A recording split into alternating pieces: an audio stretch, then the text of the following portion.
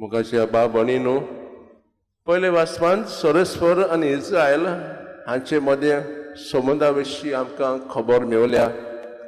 ताचो संबंद एक पोती पोनीचो सारको आसलो. परस्परान इस्रायल प्रजेची खूब खूब मोग केलो आनी तो विश्वासी रावलो.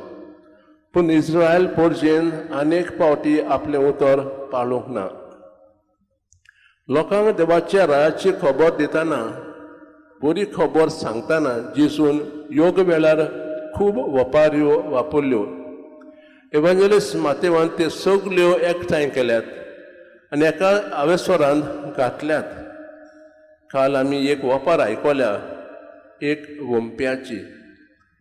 सर्गीचें राज परगटोवंक जेजून कित्याक जायत वपाऱ्यो वापरल्यो ते वेळार आयकुपी दोन प्रकारचे आसलेत, भितरले आनी भायले.